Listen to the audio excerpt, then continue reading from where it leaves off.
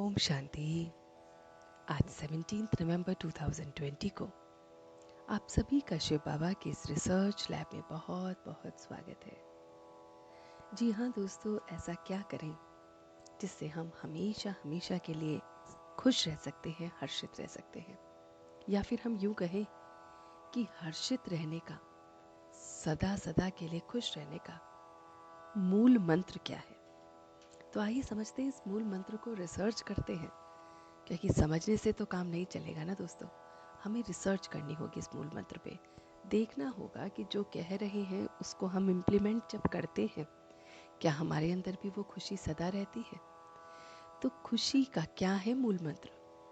तो दोस्तों, इसमें 2-3 बातें बहुत बहुत हेल्प करती हैं और खुशी के मंत्र को और भी ज़्यादा पक्का करती हैं। तो सबसे पहली जो मूल बात है वो है ज्ञान की, नॉलेज की बात। जी हाँ दोस्तों, नॉलेज कौन सी, जिससे हम हमेशा हर्षित रह सकते हैं। तो नॉलेज बस 2 बातों की दोस्तों। नॉलेज जब हमें बस 2 बातों की रहती है तो हमें हमेशा हर्षित रहने का मन करता है, और मन क्या, ऑटोमेटिकली हो जाते हैं। तो सबसे पहले नॉलेज कि सबके प्रति हम शुभ भावना रखें। जी हाँ दोस्तों, चाहे वो कैसा भी व्यक्ति हो, कैसे भी विचारों वाला हो, कैसे भी संस्कार वाला हो, पर हर एक के प्रति हमारी रहम दिल और शुभ भावना होनी चाहिए। ये सबसे पहले मूल मंत्र है। अब हो सकता है हमें इसकी हैबिट ना हो सकता है हमें मन ही ना करे किसी भी व्यक्ति के लिए शुभ भावना या रहम दिल होने का। तो कोई बात नहीं, तो उसके लिए दूसरी बात हमें हेल्प करेगी। सबसे पहले है स्व परिवर्तन। जब जब हम स्वयं को परिवर्तन करते चले जाते हैं, जब हम पूरा का पूरा अपना माइक्रोस्कोप, टेलीस्कोप अपने ऊपर फिक्स कर लेते हैं ना दोस्तों, कि बस मुझे बदलना है और किसी को नहीं, तो जब इस तरह से स्व परिवर्तन की तरफ हमारी पूरी दृष्टि चली जाती है, पूरी दृष्टि, बोल, कर्म सब स्व परिवर्तन की तरफ चले जाते हैं, तो हम देखते हैं दोस्तों कि हमारी जो ज़िंदगी है वो खुश होने की तरफ बढ़ जाती है। क्योंकि अक्सर हमारी खुशी क्यों जाती है, क्यों गायब होती है, जब हम दूसरों को परिवर्तन करने में लग जाते हैं, जब हम दूसरों को बदलने की कोशिश करते हैं और वो बदलते नहीं हैं, तो हम दुखी होते हैं। तो मूल मंत्र पे आइए ना। तो मूल मंत्र है सबसे पहले स्व परिवर्तन से ही खुशी मिलती है। दूसरी बात, जब जब हम स्व परिवर्तन करेंगे तो दूसरे के प्रति हमारे जो मन के विचार हैं वो भी परिवर्तित होंगे। हम बहुत बहुत रहमदिल हो जाएंगे और बहुत बहुत शुभ भावना सबके प्रति निकलेगी।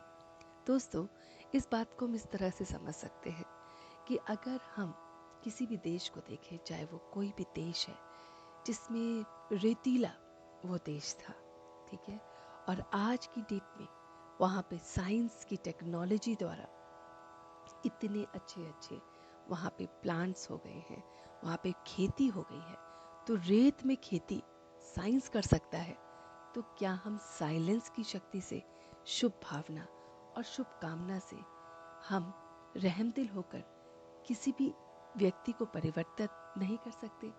बहुत अच्छी तरह से कर सकते हैं।